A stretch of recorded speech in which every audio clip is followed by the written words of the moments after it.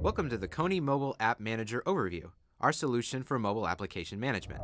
In this video, you will see how Kony Mobile Solution enables you to execute a secure build of native mobile applications for multiple device operating systems such as Android and iOS, submit those native applications to an enterprise app store customizable for your company, target those applications to specific users or groups in your enterprise. These users and groups have been imported from the company's LDAP.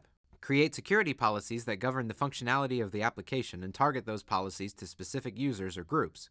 Install the Kony Mobile App Container, the Kony Mobile App Store, and custom apps by the end user on their device. Update policies at runtime and immediately affect existing apps running on end user devices. Review App Store usage through analytics and scheduled reports. And finally, communicate with the end users and the apps themselves through a consolidated push notification console.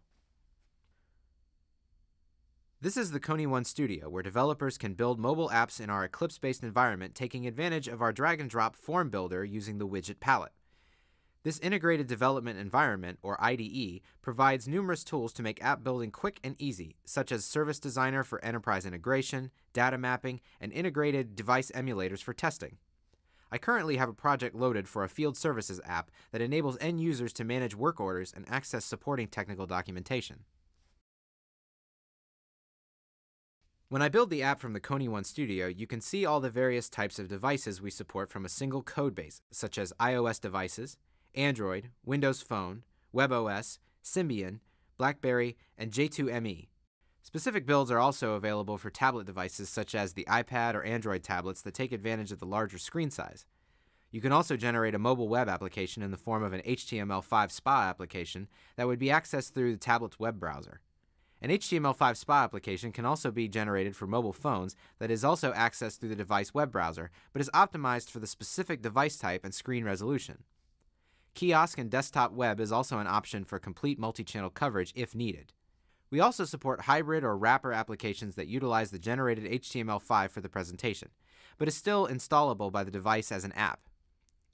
Mixed mode apps are also supported, where the various screens of an app are a mix between HTML5 pages and native functionality.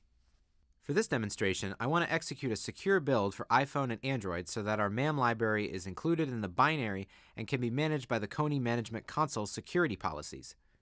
I do this by ensuring the lock icon is closed on the build screen. This build will generate an APK binary file for use on Android devices that is ready for submission to our MAM console. In the case of iOS devices such as iPhones and iPads, we must use Apple's Xcode development environment to sign the app for enterprise distribution. Here is the Xcode environment where I have already opened the field services project that is output by the Kony One Studio. Here is the iOS library we include to enable the MAM policy enforcement. This library is transparent to the developer and could also be utilized in a project written purely in Apple's Xcode development environment by simply including it as a linked library in the project. All that is required in this step is to generate the signed version of the IPA file using an enterprise certificate specific to your organization. To sign the iOS binary, I first create an archive. Once the archive is complete, I select to distribute the application. The enterprise distribution method is selected, and I choose our enterprise certificate to sign the binary.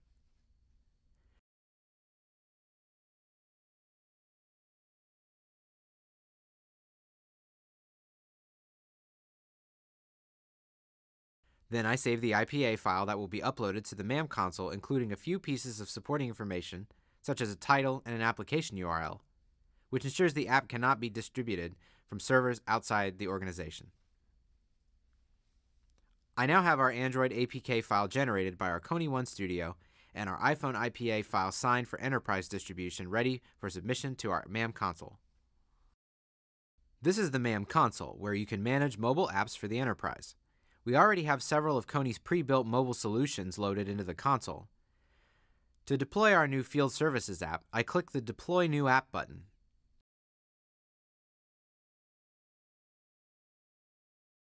I first give the app a name, a version number, and choose a category for the app.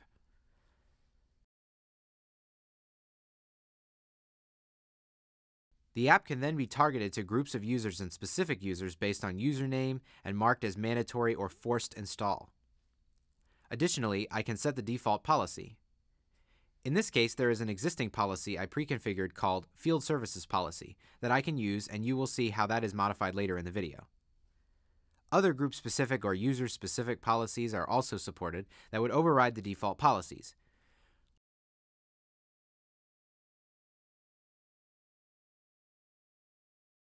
I can also select the icon image that will be displayed in the MAM console, and I can give an application a description that will be seen by the end users.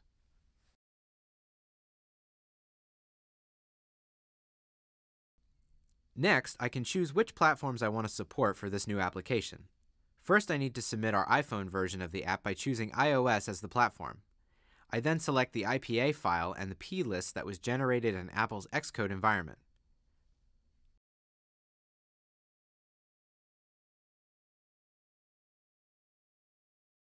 Once the iPhone files are uploaded, I select the Android platform and choose the APK file generated by the Kony MAM Studio environment. On the next screen, I can enter some platform-specific properties. First, I select to modify the details of the iPhone app.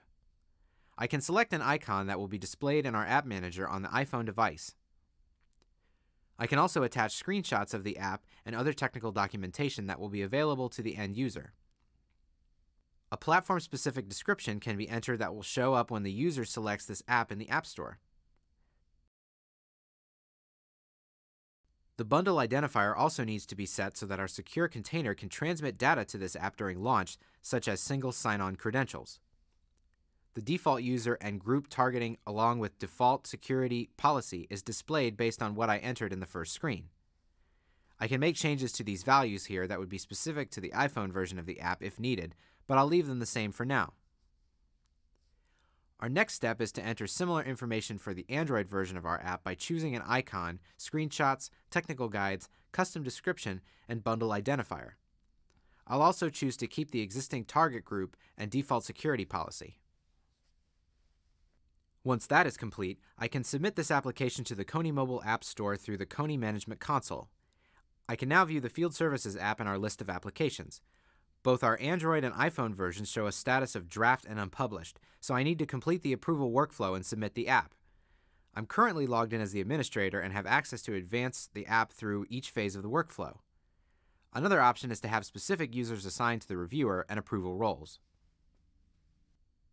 Once the administrator goes back and views the list of applications, he can see the iPhone version of the Field Services app has been approved and can choose to publish the application. Now that the application has been successfully submitted, I'll demonstrate the end-user experience connecting to the Enterprise App Store for the first time. The Kony App Manager is a secure single point of entry to your enterprise apps that supports single sign-on and data sharing. When you launch the App Manager, you must enter your enterprise credentials. Upon accessing the App Manager for the first time, I'm alerted that I have one mandatory app to install, which is our Kony Enterprise App Store for accessing additional enterprise apps. I accept the install and it initiates the download and install of the application. Once that is complete, I can go back into the App Manager and see my Kony Enterprise App Store and launch that from within the App Manager. From within the App Store, I can view other applications offered by my enterprise. The Field Services app I submitted is available at the top, and other apps available to me can also be seen below. I can choose the Field Services app to view the details of the app, including what I entered during submission and also any user reviews or comments. I can choose to install the app and accept the notification to have this app loaded on my device. Once this app is installed, I can then access it through my App Manager that will facilitate single sign-on, so I will not have to log in again to my Field Services app. In this app, I can view a work order and then choose to view a technical support document. In this scenario, one of the restrictions set by the Field Services policy is to disable the ability to select and copy information from the app. For example, this user can view this documentation, but is unable to access the copy menu and transfer this information outside the app. If I want to change the policy for this user to enable copy and paste, I return to the MAM console and access the Field Services policy. Each policy allows you to enable or disable functionality at an application level. This enables the enterprise to secure enterprise apps without completely locking down the end user's device. Under the Network Preferences section, you can control how the app transmits data over the network.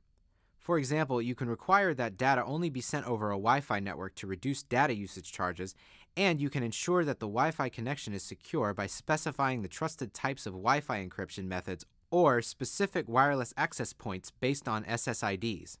You can also specify which mobile carrier networks to allow data transmission if you need to block data when connected to a roaming partner. Under the Device Storage section, you can control what access is available to data storage on the device. For example, you can set a particular data storage type to read-only if that group of users should not make data changes in the app, or you can disable their access to saving information to their SD cards.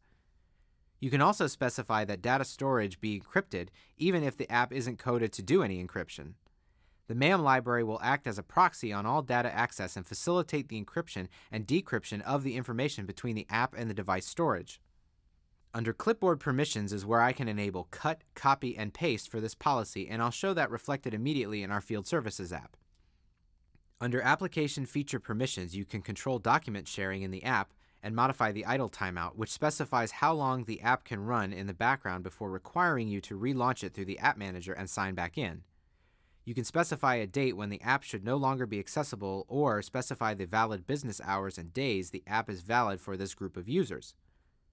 For example, this default policy will not allow the Field Services app to be launched on the weekend, but you could create a second policy for weekend workers and target that policy to a separate group of users.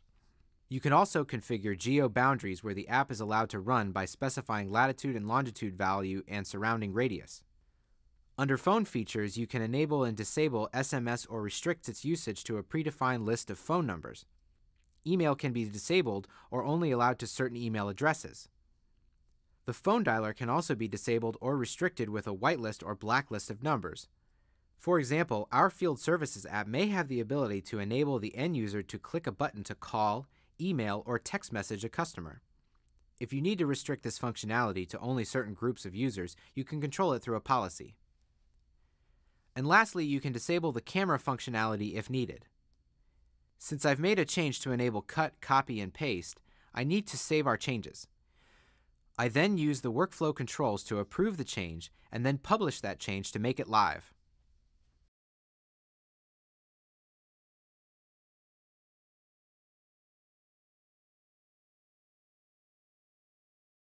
When I switch back over to my device, I can reopen the Field Services app through the App Manager. Notice that I am still on the same screen within the application because I didn't close the Field Services app, but rather let it run idle in the background. Now when I select parts of my technical documents, I get the Copy menu allowing me to copy this information and use it outside the application now that the Policy Administrator has enabled that functionality for the Field Services group. User management is also part of the MAM console. It can manage its own users and groups, or it can connect you to your enterprise LDAP or Active Directory. For example, I can modify the groups that the MAT user is assigned to by clicking the Groups icon. I can select to add MAT to the banking group, which has a policy assigned to it that the banking app is a mandatory download. You can see this new group membership take effect when I switch back to my iPhone and log into my App Manager. It alerts me that I now have a mandatory application to install. Once I accept the install, the new Retail Banking app installs on my device.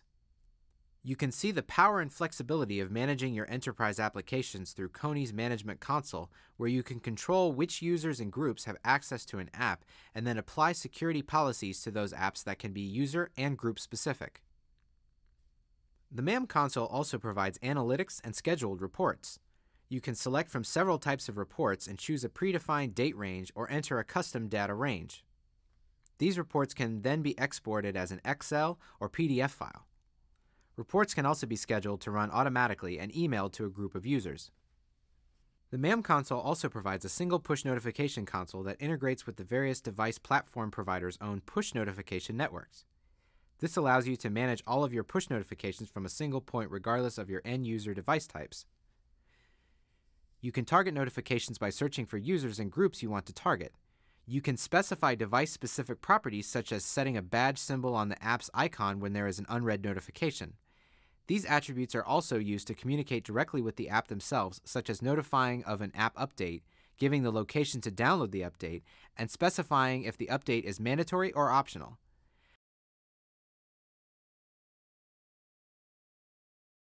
At the bottom of the page is where you type in the text of the message you want to send. This concludes our overview of Kony's solution for Managed Application Management.